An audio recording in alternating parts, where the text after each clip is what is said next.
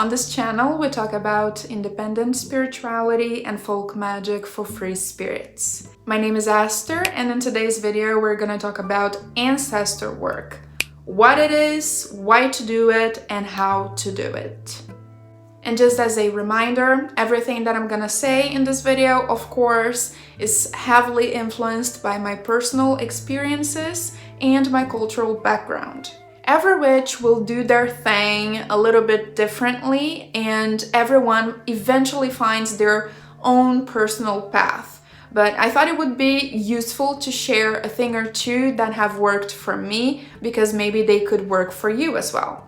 So what is exactly ancestor work? Ancestor work basically is a spiritual practice in which you will reach out to and connect with the spirits of your deceased family members. And in my personal experience, it has been great for healing family trauma and releasing emotional baggage. But through this practice, you can also achieve a mutually beneficial relationship with those who came before you. And I cannot stress relationship enough.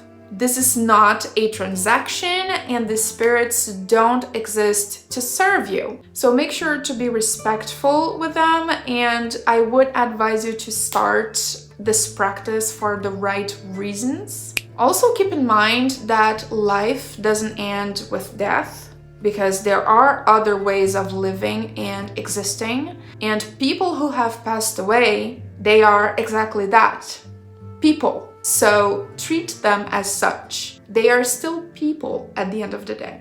When it comes to dealing with spirits, you feel ready and you want to dive into spirit communication, spirit work in general. And when you reach that point in your practice, I think that, in my humble opinion, that is, your ancestors are the best type of spirits to start connecting with. Why?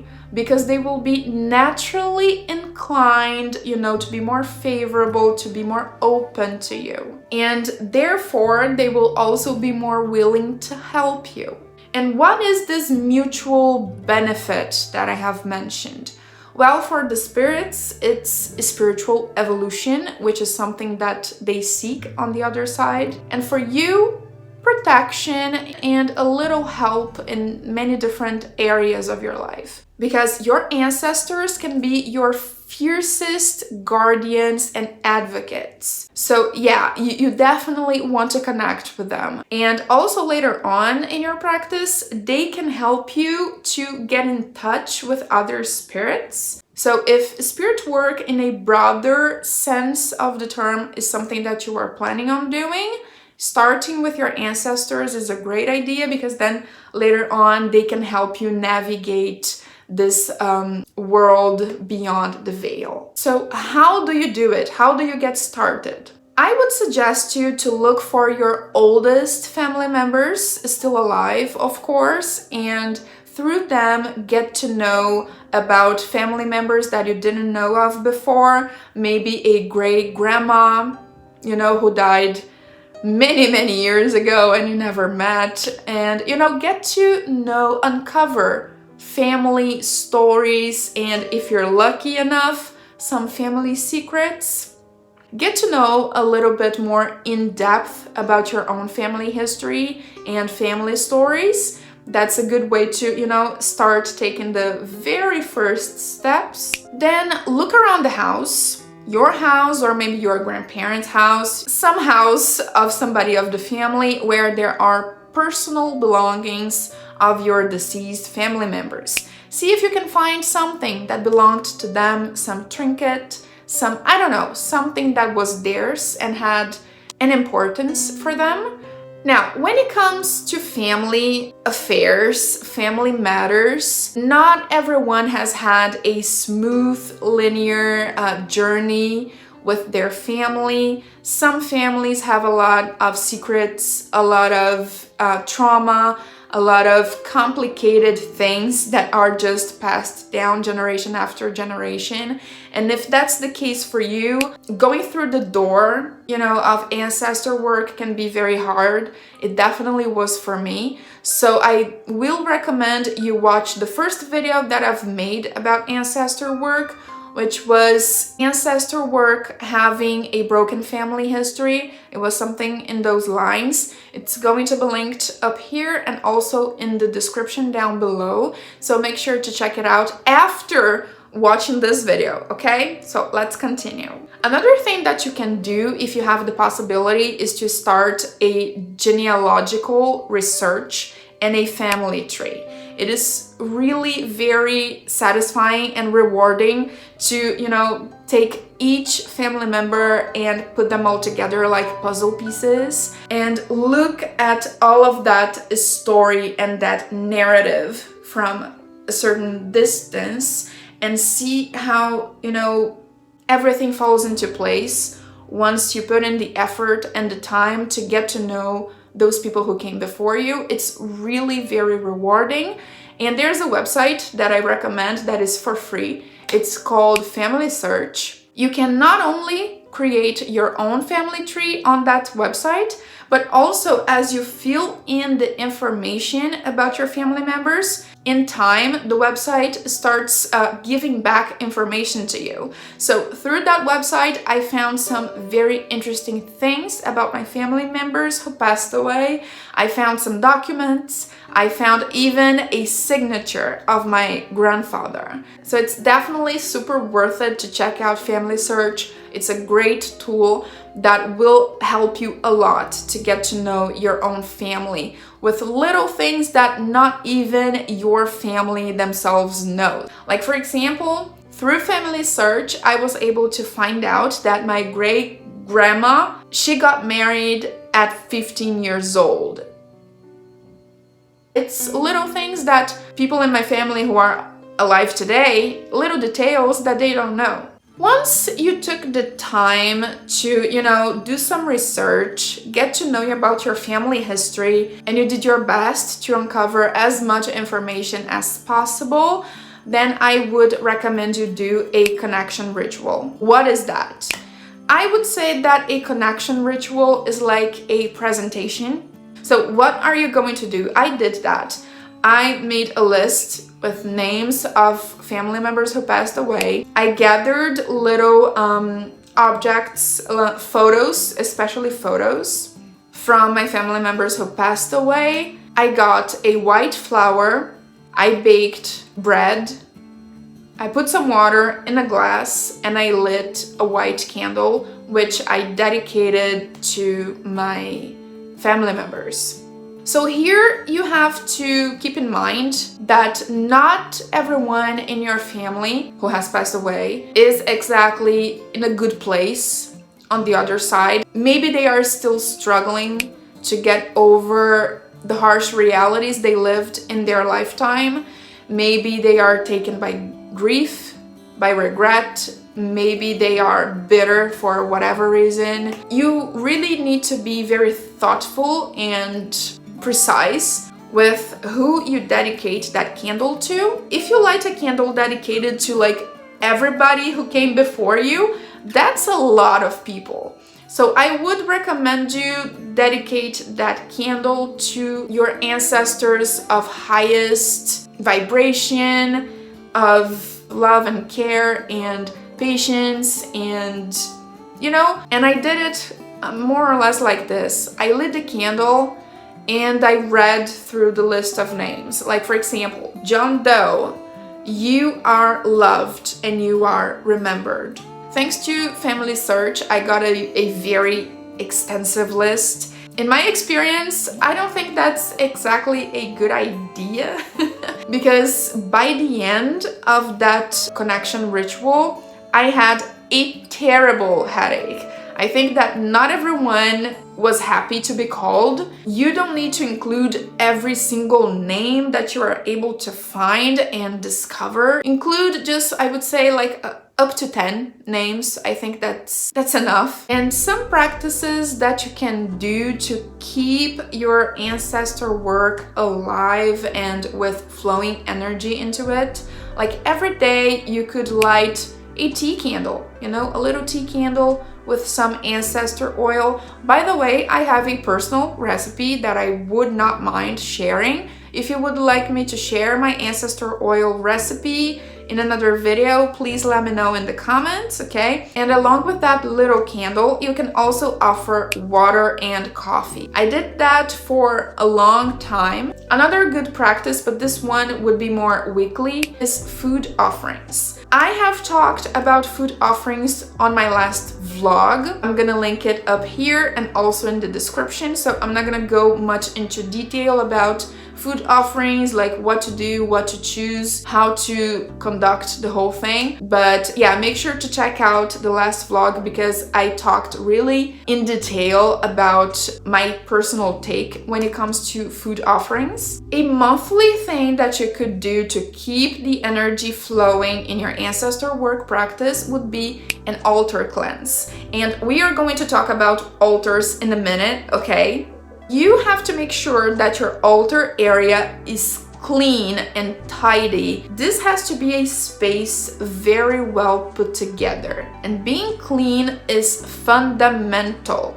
An annual practice that is actually a very good idea at the time that I'm filming this video. Today, by the way, is October 31st. So Samhain is literally upon us. As a matter of fact, in Brazil we have a holiday called Finados, which is precisely a day to remember those who came before us and to honor them somehow. Finados is on November 2nd, so this is a great opportunity to prepare a special candle and say some prayers. So the day of Finados is an opportunity, and also this Samhain time of the year is the time to think about death, dying, transformation, and those who came before us, who paved the road so we could be here and slay another day. I have a little list here of my personal herbal allies. Because of all that thing of family trauma and all, I have chosen the following herbs and plants and fruits: apple, roses, lavender, chamomile, rosemary, aloe vera, and white flowers in general. So you could create oils with these plants, you could create incense blends, you could dress candles with these herbs. Let's talk about setting up an altar. What is an altar? Basically, it is a sacred space for a spiritual connection, for a spiritual communication. Things that you can have on your ancestor altar are, of course, pictures of your deceased family members and only of people who have passed away, all right? Also, you should think about candle holders, little plates, little bowls for offerings. If you happen to have heirlooms or any kind of object that belonged to your deceased family members, it is a very good idea to place that on your altar as well. And it's also a good idea to have something to symbolize the unknown dead. And usually a skull is used for that. It doesn't have to be a real one. I think that would be illegal in like 99% of countries out there. Something that I must address are problematic or traumatic figures in your family, and like, what do you do about them? Do you reach out to them or you don't? I would say that you should not have a picture of them on your altar or try to reach out to them unless real forgiveness can be reached from both sides, from you and from them. If there is someone who passed away and you were in bad terms, you really gotta make sure that forgiveness can be achieved. And in that case, yeah, of course, you can connect to that person, even though, to that spirit, even though they were problematic during their life. If you can really come to an understanding and forgive one another, there's no problem. But if not, then just leave them be. Also, I do not recommend you to try and reach out to the recently deceased because they are still processing all this passing away thing, and they need time. They need time, they need space, and time and space are completely different concepts on the other side of the veil. So personally, I wouldn't try to reach out to a spirit of somebody who passed away less than 5 years ago. I would give it at least 5 years. So many people have come and gone before us. Do you really need to reach out to somebody who died recently? Give them time, they need time. And it's not like something bad would happen, not necessarily. It's just that they're not ready for that. Give them time. Another thing is that you should keep in mind that there's a reason why this is called ancestor work and not ancestor slack off or something. Because to build, pay attention to the words I'm using, to build a relationship, you need to put in work, time, and effort. You need to do it consistently for long periods of time. Don't just light a candle and expect the whole thing to be done. You really have to, show up and put effort, put your energy into it. Nobody said it would be easy or practical. No. Something that I would advise you do is to set up your altar in a place of your house that is full of life. A place where people come and go, a place where people have a good time. So I would recommend the living room, a witchy room if you have one, or an office. And by the way, I do have a witchy room tour if you haven't seen it already. Again, it's gonna be linked up here and also in the description down below for you to take a look at it. And even in your kitchen would be a good idea for you to set up an ancestor altar, but I do not recommend bedrooms, anywhere where people sleep, and I would also not recommend the bathroom. Never the bathroom, all right?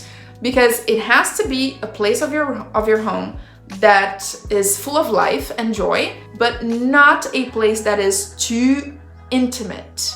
In this section of the video, I'm gonna give you some book recommendations, but before I get into the book recommendations, let's hear a word from today's sponsor. Oh no, wait, I don't have any sponsors. Well, so I guess I'm gonna have to be my own sponsor. Yeah, that's what you've heard. So what's about this? Like, what? If you enjoy my content, make sure to take a look at the description because I always leave some links for you to take a look at my digital products designed to make your practice more practical. These are things that I have designed like myself to use in my own practice to make my life easier. And you know what? I figured that they could be helpful for other people as well. Like for example, my Notion Grimoire template, which is something super practical and that I use all the time. And other things like PDF books. All these little things will be linked down below and your purchase would help keep this channel alive. I definitely think that books can help us a lot to understand all of this spiritual realm, spiritual reality, and what to expect, what is feasible, so on, so forth. So first book I recommend is The Magic in Your Genes by Carol Crow. I'm so sorry if I mispronounced your name, but The Magic in Your Genes is very interesting because it's your personal path to ancestor work. So it really revolves around getting to know your family tree, your ancestors from most recent times. Get to know who they were, what they went through, and this book talks a lot about DNA. So it's like a combination of a scientific side with spell work.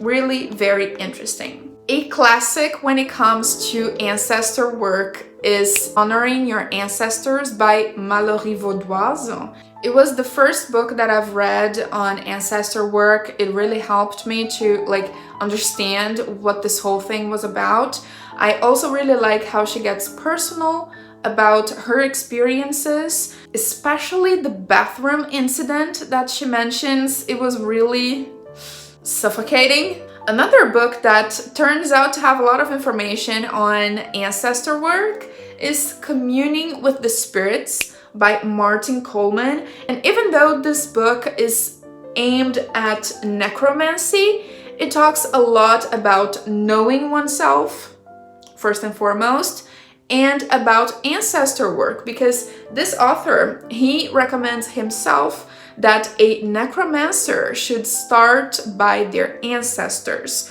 before they start reaching out to other spirits and other entities. So there's a lot of useful information about ancestor work in this book. Another great book that I'm currently reading, I'm even gonna get my e-reader to show you, Talking to Spirits by Sterling Moon. Again, this is also a book that has in mind a little bit of a broader spectrum of spirits, but of course, she mentions the importance of connecting with ancestors as well. Like I have mentioned at an earlier part of the video, ancestors are really the entrance door, and you should definitely start with them. And in case you are dealing with some family trauma throughout your ancestor work journey, I have some other recommendations for you that will definitely help you to understand certain things and better navigate this path. Healing Ancestral Karma by Dr. Stephen D. Farmer. In this book, the author talks about past lives and karma and how we can deal with those things brought into our current existence from previous ones. And it also has some ancestral healing exercises, so I really recommend it. It Didn't Start With You by Mark Wolin. This book talks about how we carry passed down patterns, from previous generations, stuff that we aren't even aware of. And I could definitely see this in practice while I was going through all of this ancestral journey. I discovered about my great-grandma who died in the 60s. I didn't have the chance of meeting her in person. I heard about some things that she did in her lifetime, and I was like, she did that. That's interesting. Because it's stuff that I see myself doing now. This book, It Didn't Start With You, will really help you understand how that dynamics of passing down behaviors and reactions and so on and so forth from one generation to the next, how that thing works. The Body Keeps the Score by Bessel van der Kolk. This book is super interesting because it talks about how trauma can literally reshape our minds and our bodies. It talks about what trauma does to us physically and mentally. So I definitely recommend it for people who had to deal with traumatic experiences themselves, or maybe people whose parents or grandparents dealt with a lot of trauma during their lifetime. And for the people out there who have maybe daddy issues or mommy issues, here are two great books. The Unavailable Father by Sarah S. Rosenthal, PhD, and The Emotionally Absent Mother by Jasmine Lee Corey. These two books, if you've had or you have complicated relationships with your parents or with one of them, they will really help you understand the things that happened, why they happened, and how you can cope with everything, and how you can kind of give yourself the love you missed out. I can definitely say, based on my personal experience, that having a complicated relationship with a parent can really impair our ancestor work. For me, for a long time, ancestor work was something I couldn't get into because I couldn't look at a certain side of the family. Doing a lot of soul searching and a lot of reading, I definitely recommend you to go through all of these books if you have had complicated family dynamics. It really helps to unlock certain doors and to be able to forgive certain people for real. I am certain that these books can help you. Most importantly, give this entire process a serious try and see where it takes you. The goal of this ancestor work journey is not to get to some kind of final destination, but rather to enjoy and appreciate the journey. Because being able to connect to those who came before us, to honor them and to forgive them is something extremely rewarding. You will not be sorry for doing it. Do you happen to have any interesting personal stories about your ancestor veneration practice? If you do, make sure to leave them in the comments down below so we can exchange some experiences. As always, thank you for watching, and remember, practice makes perfect.